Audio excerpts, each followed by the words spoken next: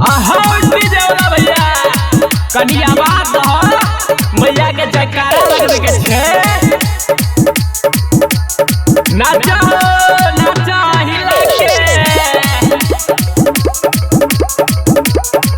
नाचे ले भैया हो जाता यार दीना बलिया लोग सवार। अरे पिकअप पे जला डीजे लगाओ रे मैया के स्वागत में गाना बजाओ रे। पिकअप पे जला डीजे लगाओ रे मैया के स्वागत में गाना बजाओ रे। जल्दी से जोड़ो जनरेटर के तार जनरेटर के तार जनरेटर के तार। नाचे ले भैया हो जाता यार दीना बलिया लोग सवार। नाचे ले भैया हो जाता यार दीना बलिया लोग सवार। पिकअप पे जला डीजे लगाओ रे मैया के स्वागत में गाना बजाओ रे। पिकअप पे जला डीजे लगाओ रे मैया के स्वागत में गाना बजाओ रे। जल्दी से जोड़ो जनरेटर के तार जनरेटर के तार जनरेटर के तार। नाचे ले भैया हो जाता यार दीना बलिया लोग सवार। नाचे ले भैया हो जाता यार दीना बलिया लोग सवार। हेलो जितने भी सरस्वती पूजा की कमेटी कर है उनसे आग्रह करना चाहूंगा कि आप पीछे जाके देखिए लड़के लोग लड़की को छेड़ रहा है।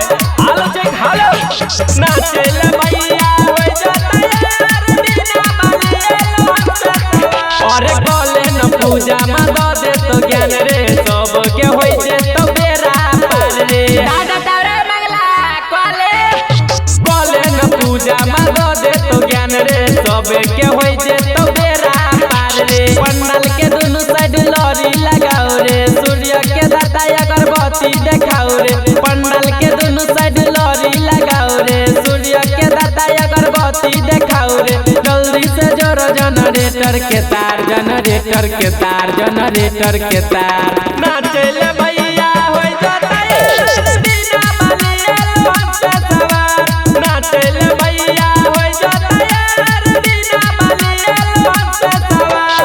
हेलो हेलो जिससे भी मेरे कमेटी का नाम से आग्रह करना चाहूंगा कि क्लास करने में लड़की लोग के बहुत दिक्कत हो रहा है। कृपया करके आप लोग थोड़ा उसको साइड दे। जी हाँ नाचे ले भैया हो जाता यार दीना बलिया लोग सवार। और सजल पंडाल देखी जगमग करई छै मैया के अंगना में भीड़ लगल छै मैया के अंगना में भीड़ लगल रे। सजल पंडाल देखी जगमग करई छै मैया के अंगना में भीड़ लगल छै। सचिन यादव के गाना बजाओ रे झूम झूम के जयकारा लगाओ रे। सचिन यादव के गाना बजाओ रे झूम झूम के जयकारा लगाओ रे। जल्दी से जोड़ो जनरेटर के तार जनरेटर के तार जनरेटर के तार।